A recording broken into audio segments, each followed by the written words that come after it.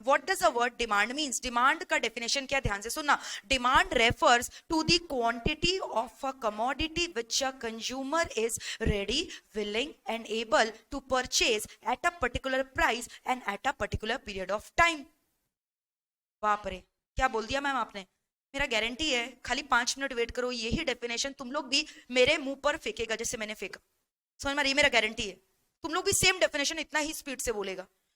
बोलो क्या बोला. Demand refers to the quantity of a commodity which a consumer is ready, willing and able to purchase at a particular price and at a particular period of time. सुनना ध्यान से. क्या बोला.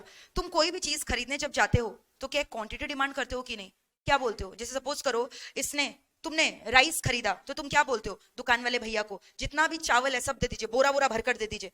You specify a quantity और not. 1 kg 2 kg 1 packet 3 packet बोलते हो कि नहीं? यस और नो. तो यानी कोई भी चीज डिमांड करोगे तो एक स्पेसिफिक क्वांटिटी डिमांड करोगे कि नहीं? सबसे पहले बताओ. प्राइस पूछते हो कि जो मन, हम लोग के पास बहुत पैसा है देने के लिए, जितना बोलेंगे हम लोग दे देंगे. प्राइस पूछते हो कि नहीं? यानी जितना भी क्वांटिटी डिमांड करो एक स्पेसिफिक प्राइस पे करो और एक टाइम पीरियड पे. एंड इट माइट हैपन कि अलग अलग टाइम पीरियड पे आपका डिमांड अलग अलग हो रहा है. यानी एक स्पेसिफिक टाइम पे भी डिमांड करते हो, यस और नो, और एक प्लेस पे डिमांड करते हो. तो 3 एलिमेंट हो गया डिमांड का.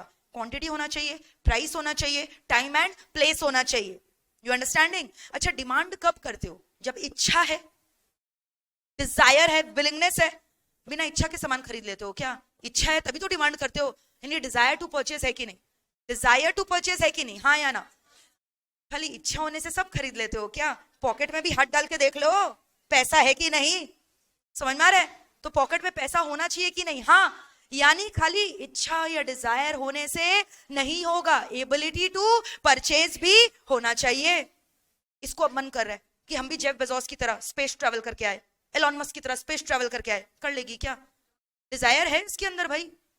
नहीं. डिजायर की संख्या होना चाहिए, पैसा. समझ में आ रहा है? Purchasing power.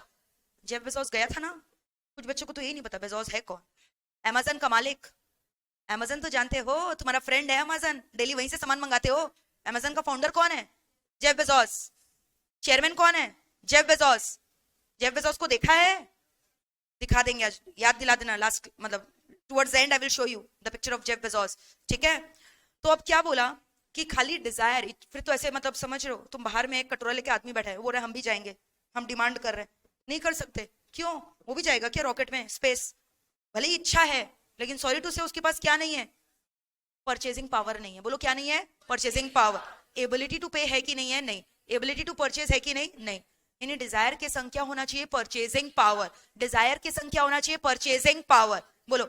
यानी can I say in short demand is equal to desire plus purchasing power.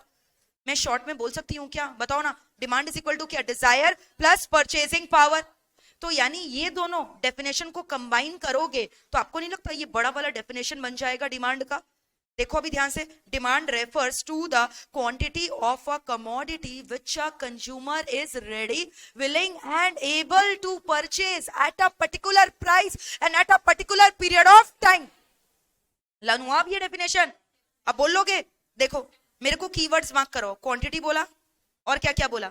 Willingness यानी कि डिजायर. डिजायर की संख्या एबिलिटी. एबिलिटी मतलब क्या? पैसा. प्राइस और क्या बोला? टाइम.